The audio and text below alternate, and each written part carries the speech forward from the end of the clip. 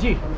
मध्य प्रदेश का जो रीवा क्षेत्र है, यहाँ संभावनाएं भी हैं, भावनाएं भी हैं, और उन भावनाओं को आदरणीय डिप्टी सीएम शुक्ला साहब ने बहुत ही, उनका जो भावपूर्ण आग्रह था कि इसके विकास के लिए, इस क्षेत्र के अंदर लोगों के रोजगार के लिए पतंजलि कुछ अपना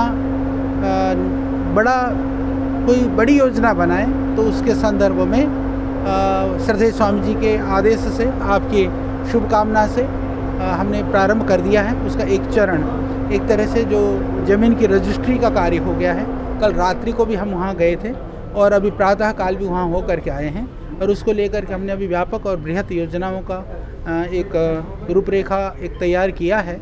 और हमें विश्वास है कि विकास की गंगा के साथ में किसानों की समृद्धि को जोड़ करके जो एक नया आयाम गढ़ने का हमारा प्रयास है, बहुत जल्दी धरातल पर उतरेगा और यहाँ के लोगों को उससे लाभ होगा। पतंजलि अगर बिंद की बात की जाए तो कितने का इन्वेस्टमेंट करने जा रही है, क्या क्या आप यहाँ पर देखिए, हम लोग सबसे पहले जो विशेष रूप से सोच रहे हैं, जो एग्रो आधारित जितने भी जो उद्योग हैं, जो भी प्रोसेसिंग यूनिट है, उसको करेंगे और कल्टीवेशन वगैरह भी कराएंगे। तो बड़ी बात यह है कि जो हम उद्योग तो ला रहे हैं, पर वो किसानों से जुड़ा हुआ होने के कारण से रॉ मटेरियल किसान उगाएगा, किसानों से हम खरीदेंगे। तो विकास के साथ में यह जो यात्रा है वह किसानों की समृद्धि की यात्रा है। और हम वहाँ पर सिर्फ पतंजलि ही नहीं बना रहा है, अभी तो हम उसको इंडस्ट्रियल फूड पार्क के रूप में डेवलप करने वाले हैं। तो हम प्रयास करेंगे कि और भी जो उद्योगपति हैं, उद्योग जगत के लोग हैं, संस्थाएं हैं, उनको भी हम यहाँ लेकर के आएँ, और जो इस क्षेत्र में जो कोई भी अपना उद्योग लगाना चाहते हैं तो हम उनको भी आमंत्रित करेंगे।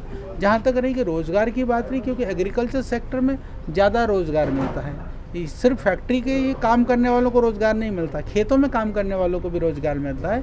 इस तरह से हज़ारों लोगों को रोज़गार मिलेगा। इन्वेस्टमेंट के रूप में हमने प्रथम चरण के अंदर में जो पतंजलि करेगा, जो हमने घोषणा की थी कि हम 500 से शुरू करेंगे, पर वो तो हज़ारों करोड़ में जाएगा ही जाएगा। क्योंकि जब वो हम लोग ट्रेनिंग के लिए भी यहाँ पर सोच रहे हैं, स्किल डेवलपमेंट प्रोग्राम के लिए करेंगे, हम एजुकेशन के लिए काम करेंगे, तो बहुत सारे क्षेत्रों में हम लोग काम करेंगे। जी, थैंक यू।